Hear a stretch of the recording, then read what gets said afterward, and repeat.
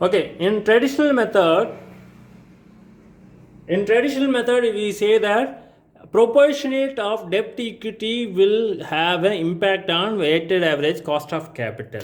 So we are going to have 5 cases, that is the ratios, different types we are going to use such a way that we are going to find out which method will give us less cost of capital.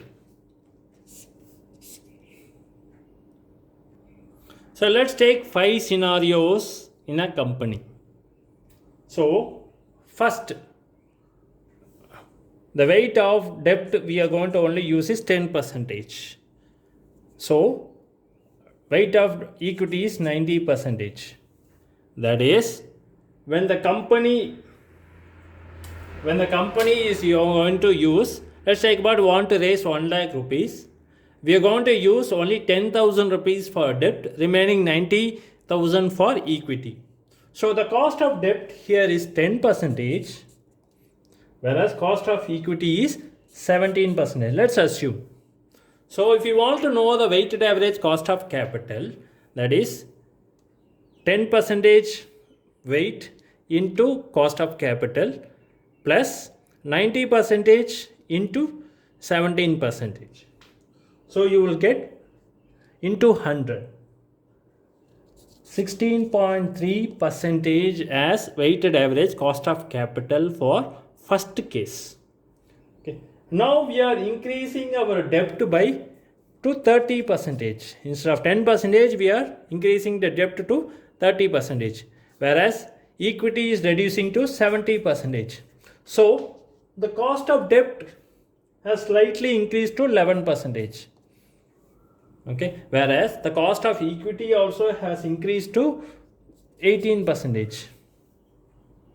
So if you do the calculation, 30% into 11% plus 70% into 18% into 100, overall into 100, it will be 15.9%. See, the percentage, 1% increased, as well as the cost of debt also increased, but your overall cost of capital has reduced by 0.4. Let's take third scenario.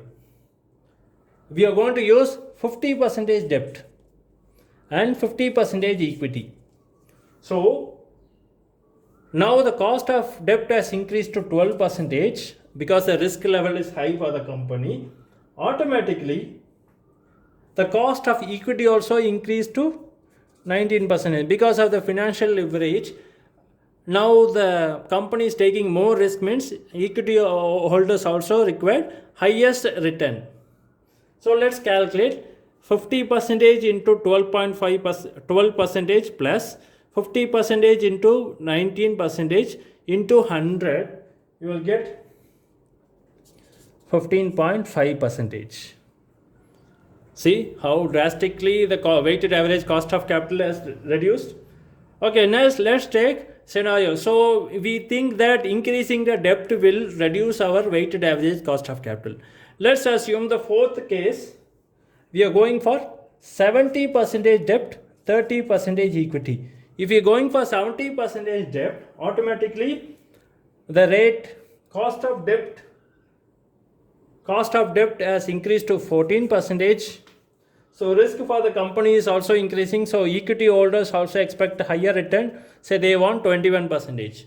So do the calculation. 70 into 14% plus 30 into 21 into 100, you will get 16.1%. See, the weighted average cost of capital has increased. So normally it should be 15.5% if you use 50-50. Whereas 70-30 if you are going for, it is 16.1%. Okay, we are not going to stop there. We are going to use another scenario also. Let's take the scenario is, we are going to use debt 90% and cost of equity is 10%. We are going for 100 maximum debt less equity. So cost of debt has increased to 16%. Cost of equity also will increase because we are taking more risk. The company is taking more risk. So now what happened? Let's calculate. So 90 into 16.5 plus 10 into 23 percentage into 100, you will get 16.7 percentage. Highest weighted average of cost of capital is happening in the fifth scenario. See this? By increasing the debt, your cost of capital has decreased to a certain point only. After a certain point, your weighted average cost of capital increases. So for the company point of view, this is the best method in traditional approach for capital structure.